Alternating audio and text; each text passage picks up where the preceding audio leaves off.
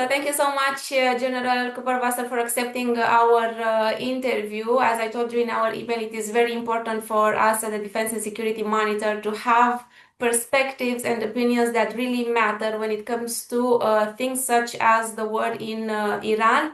Because based on your experience, you can actually tell us how to look at everything that is happening right now in the Middle East.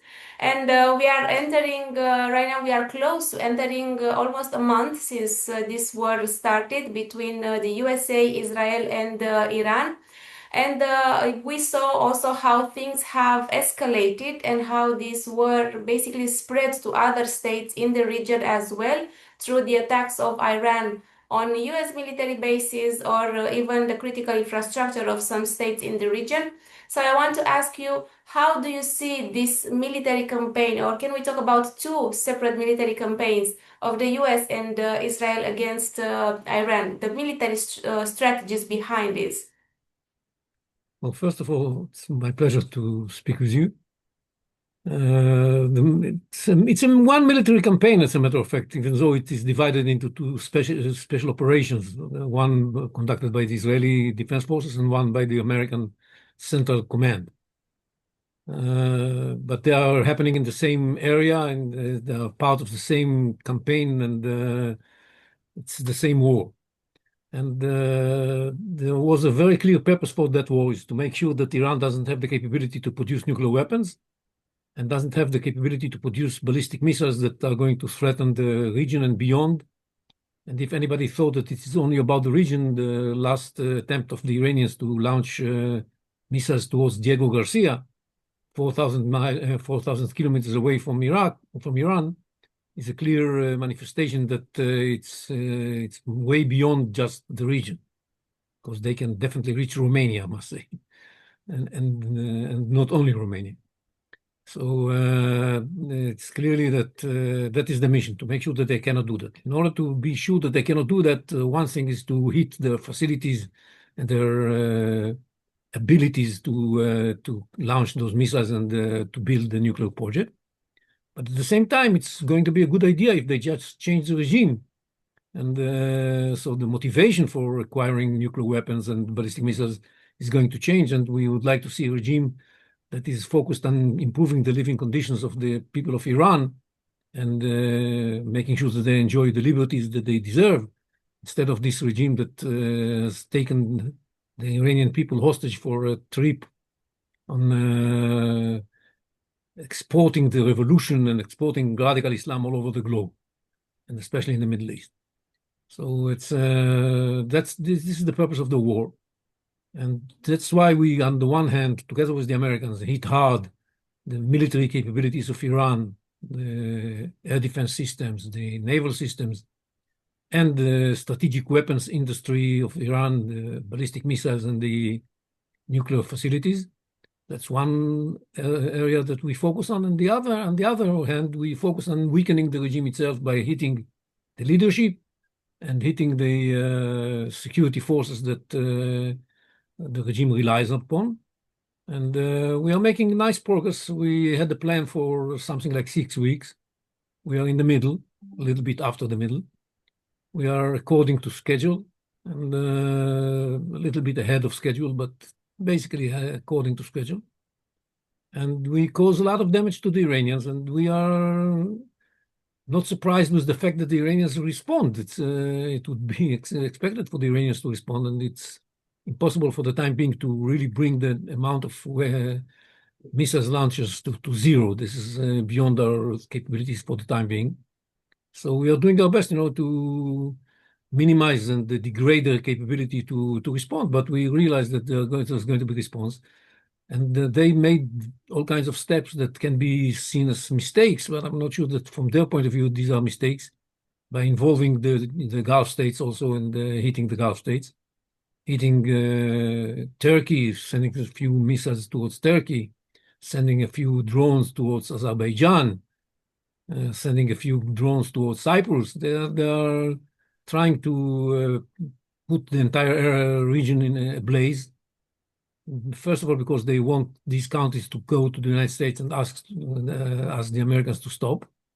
And secondly, because they would like to see the oil prices rise, because they believe this is going to put pressure on President Trump to stop.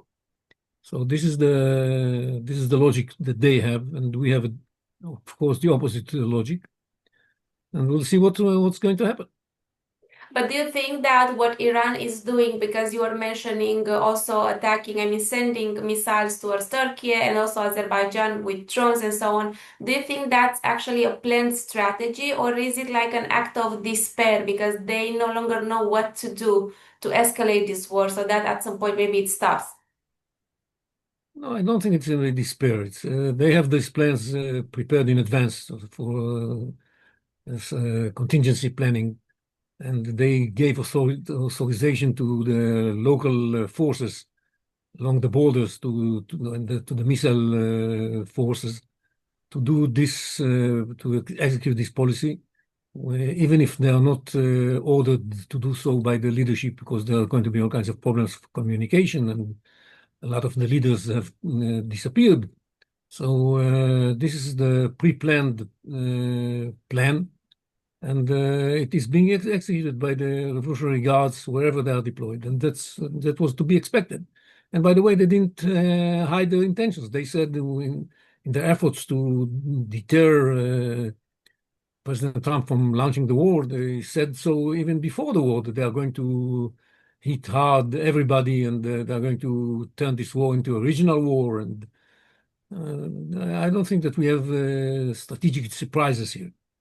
We do have some operational surprises with the fact that they launched these missiles for 4,000 kilometers.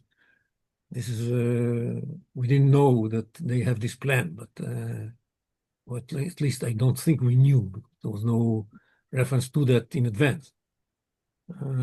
So maybe we were surprised by that, but the general attitude of the Iranians was exactly according to what they said they are going to do. When it comes to Israel, it's clearly that we can think or we can look at two main things, because as you were mentioning earlier, they are trying to stop the ballistic missiles program. So now we saw from the IDF information that they are launching they are attacking the launching platforms, right, of these missiles. And also there were the eliminations of these leaders from the military and also from the political field, the political side. Do you think that Iran still has enough missiles, for example, to continue this war? For how long can the Iranians continue? Because we do see that they are launching a lot of missiles towards Israel and towards other countries as well. Well, they don't launch a lot of missiles. They launch many launches, I mean, many salvos, but each salvo is made of only very few missiles, because they don't know, like anybody else doesn't know, how long this war is going to be. And they have to make sure that when the war stops, they still have some missiles left. So they are cautious in not to spend the missiles too fast. And we get something like less than 20 missiles a day. And since at the beginning of this war, they had something close to somewhere between 2,500 and 3,000. So, and even if we hit many of them, they still have many left. And some of the missiles are caught in bunkers that are broken. The entrance is broken and they cannot take the missiles out. But once the war is over, they're going to be able to reach them. So it's they still have missiles available, and they launch a missile every couple of hours. Even today, we had several launches of missiles, and I think this is going to continue for a while. We are doing our best in order to prevent it from happening. We look for the launchers. We hit many of the launchers. More than 50% of the launchers were hit already, but still, they had so many of them, hundreds. So even if you hit half or 60%, they still have several left, and some of them are also stuck in the bunkers, but some of them are available to them, and they are doing their best. When it comes to It's a very challenging enemy. We are not underestimating the Iranian capabilities. We know exactly what we're dealing with, and we know that we have to compete with them and learning. That's the most important thing. We have to learn faster than they do because both sides adapt to the new realities. You worked in the field for many years, and of course, you know best what is happening and how Israel is planning its strategies and so on. When it comes to Iran and the fact that the US and Israel as well are talking about a regime change, do you think that is possible? Do you think we can see Iran in the future with another regime, let's say a bit more democratic? Because I'm not sure we can actually talk about a fully democratic regime. Can we envisage something like that? Can we imagine something like that? Yes. Can we guarantee that it's going to happen? No, unfortunately. We know that the people of Iran, most of them are very upset with this regime and want to see it change. Some of them were even ready to take life risks for trying to bring about a change. But they were massacred by the regime on January 8th and 9th. So that's definitely something that the regime knows, and we know, and everybody knows that this is potential. There is a potential for regime change. Whether it's going to happen or not, we have to keep hitting the regime assets, the regime security forces, and we're doing it day in, day out, and reach a point where the people of Iran will feel confident enough to take to the streets and remove this regime from power. But as long as we cannot guarantee to them that the Basij and the IRGC are not going to shoot at them and just murder them, we are very cautious not to call on the people to take to the streets because we don't want a massacre to take place. So it's hard to say whether we're going to get there or not. That's why we were very cautious when defining the goals of this war, not to define the regime change as a goal. We said we are going to make our best in order to create the conditions that would enable the people of Iran to take to the streets and remove the regime from power. That's the best we can do. And we'll see. We still have some time to fight, so we'll see.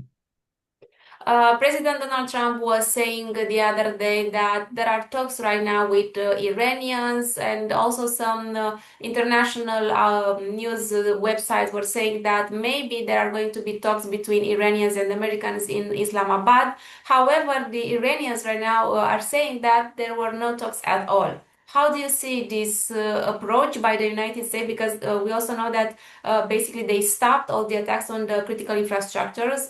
At least this is what the President Donald Trump said. But the Iranians are denying everything. Well, I believe President Trump. I believe that there are some contacts between the Americans and some people within the Iranian regime. And I understand why the Iranians deny it. So it's totally understood. But we shall just have to wait and see. I cannot say for sure that he is right and they are wrong because it's totally unclear what happened. But it makes sense. But at the end of the day, every day that passes by, the damage caused to Iran is unbelievable. Damage caused to their infrastructure, to the industry that is used in order to produce those ballistic missiles is beyond imagination. And the damage done to the Basij and to the IRGC is very painful. So they have an incentive to bring an end to these attacks. They realize that they will have to pay a price for making it happen. And I believe that they wouldn't rule out the possibility of conducting negotiations. That said, their position in the negotiations is going to be maximalist, and it's not going to be easy to reach an agreement. In my mind, an agreement is, for the time being, beyond reach. But negotiations for the sake of negotiations, for the sake of limiting the kind of activities by the Americans, is something that the Iranians may consider to be a positive development, because just suppose that on top of everything else that is they are paying, they're going to lose the power plants and the Hajj Island and God knows what else. So it's they are playing with fire here, and they know that. So even though they appear to be so self-confident and they were winning and whatever they're saying, the truth on the ground is exactly the opposite. They are losing, and they are losing the entire industry. and they are losing their security forces, and they are losing nuclear facilities, and they are losing a lot. So I'm sure that they realize that. You are saying that Israel is cautious when it comes to defining the objective of this military campaign. However, when can the US and Israel say they have won? When could they declare they have won this war? And what is the way out, actually, of this war? Well, for the time being, we are not looking for a way out. We are looking for a way to win. And for winning, we need to inflict even more damage on the Iranian industry, especially the military industry, and hopefully work out some solution to the 450 kilograms of uranium enriched to 60% that the Iranians have stockpiles of, especially in the area of Isfahan, and make sure that they give up on the rest of the enriched uranium. They have a lot of uranium enriched to 20%, which is also very problematic. We have to take this out as well. So once we manage to take this uranium out, which an agreement that would enable us to get this uranium out, then I think that we can call it a win, a victory, and walk away, and hope that the people of Iran will take to the streets later or do whatever they need to do later on, and they don't have to do it immediately during the operation. This can be done later on. I heard you talk on the TV a few days ago about Russia and how Russia is actually benefiting of all of this or everything what is happening right now in Iran, and also with the Strait of Hormuz. Why do you think Russia is the country that actually is somehow benefiting out of everything that is happening? Well, you quoted half of what I said. I said that Russia is benefiting from the closure of the Hormuz Straits, and from the fact that it now is becoming a more important exporter of oil and gas. And especially because the prices are higher, they're benefiting twice. But that's obvious because their capacity to export is still available, and they are not subject to the Strait of Hormuz closure. But at the same time, I said that Russia is losing because the weakening of Iran and the potential of change of regime in Iran that would take Iran out from the orbit of the axis of the anti-American axis to pro-American axis is something that is very problematic for Russia. And so the Russians want to see an end. Even though they are going to lose some money, they would rather see an end to this war that would leave the Iranian regime in place. That's what they are trying to accomplish, and that's the purpose of their diplomatic activities. And in the meanwhile, until that happens, and they know that's not going to happen anytime soon, they are very happy with the fact that they gain some financial benefits. We know that Israel is also conducting attacks on the infrastructure of Hezbollah in Lebanon. And also there are some troops on the ground right now in the southern part of Lebanon. What is the strategy there? Do you think that Hezbollah can eventually be disarmed, as it should have been basically last year, because there was an ultimatum from the USA for Hezbollah to be disarmed?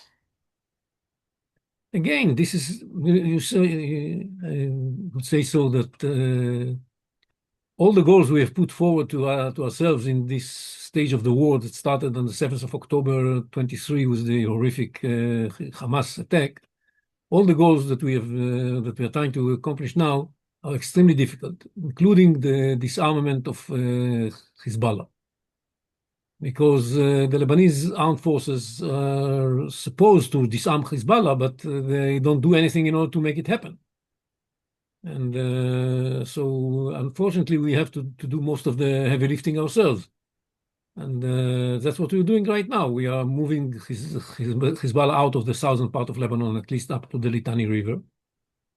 And we are making sure that this area is becoming empty so that Hezbollah cannot operate there, cannot use the shield of the civilians to protect its activities. And that's one thing that we do. And at the same time, we hit the headquarters and the capabilities, other capabilities of Hezbollah, both in the southern suburb of Beirut, which is its center, and in the Bekaa Valley, which is another center of Hezbollah. And we are working very hard, day in, day out. We hit more and more targets, weaken Hezbollah, hoping that at the end of the day, when we finish weakening it, it would be so weak that even the Lebanese armed forces will be ready to take upon themselves the mission of disarming Hezbollah. We are not yet there. Definitely the Lebanese army doesn't think that we are there already. And we are not very patient, by the way, because we want to see that happening soon. We don't want to run into a war that is endless. But unfortunately, the Lebanese government says all the right things. They take steps against Hezbollah. They take steps against Iran. They just declared the Iranian ambassador a persona non grata. They are doing all kinds of right things that they need to do.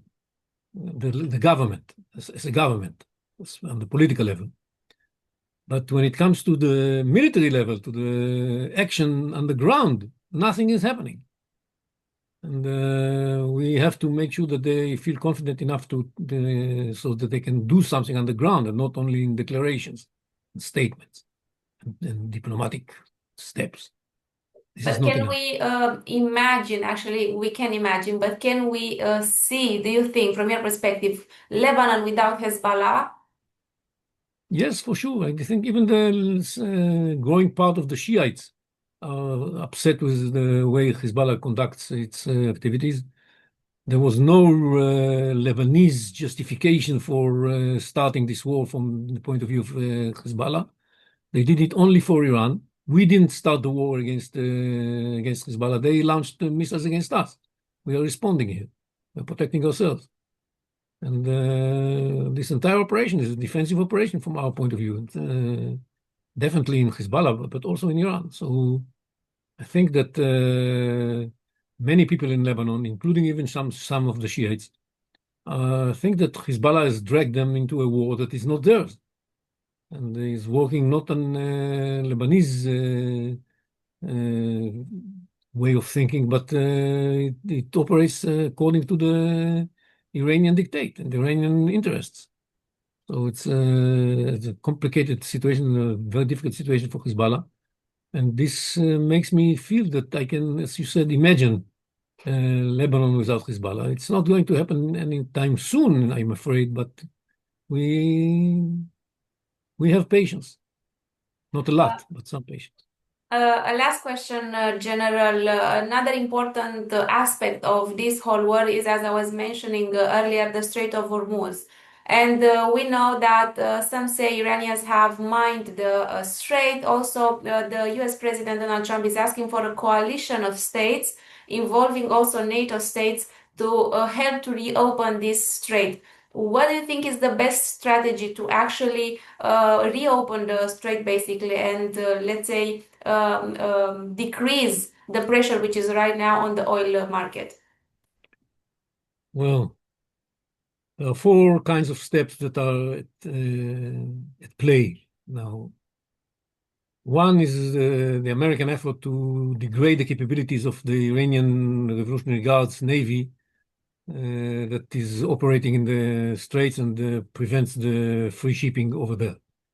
So we see a lot of American attacks on assets of the Iranian Navy, Iranian Revolutionary Guards Navy, sinking some of their ships and attacking their storages of sea mines and taking action against the missiles, the ground to the land to sea missiles bases they have along this area. So this is one thing, and if they are successful, then they are going to be able to open the Straits of Hormuz. But they don't build only on that. So the second way of action is threats to charge Iran with a very heavy price if they don't open the straits. That is the steps taken threatening to take over the Kharj Island, the main export facility of Iranian oil. Steps like threatening to hit the power stations of power plants of Iran, so on and so forth. This is quite effective. The Iranians are very afraid that this is going to happen, and they are threatening that they will retaliate and do all kinds of crazy stuff if this is going to happen, which means that they are really afraid. And the third issue is launching some operation, military operation on the ground and in the sea to open the straits for free movement of ships. And in this context, the Americans are bringing a lot of ground special operations troops to the region from the 82nd Division and the Airborne Division and from other units. And they're bringing the Tripoli helicopter carrier, and they are doing a lot of stuff that is supposed to help them carry this operation out if necessary. And they also bring for that purpose, or they try to bring for that purpose, some minesweepers, because they don't have minesweepers. So they have to bring some NATO minesweepers. It might be that the French are going to send something, or I don't know who. And they are preparing for a military operation to open the straits. We'll see if any of these efforts is going to be successful, and we all want to make sure that they don't need to carry out a ground operation. We don't want boots on the ground, but if there's no other option, then this is going to be the way for opening the straits. But strictly from a military perspective, putting boots on the ground or involving those 2,000 soldiers, US soldiers that we know are right now on their way to the region, isn't it that putting them at risk? Isn't it dangerous, or let's say the most dangerous solution? Of course, it is the most dangerous solution. That's why it's the last one, the last option. And but sometimes when you fight war, you have to fight a war. You have to take risks. And let's say it this way: until now, 3.5 weeks of war, the risks were reasonable. Okay, thank you so much, General, for all your answers. Thank you. Thank you, Andrea.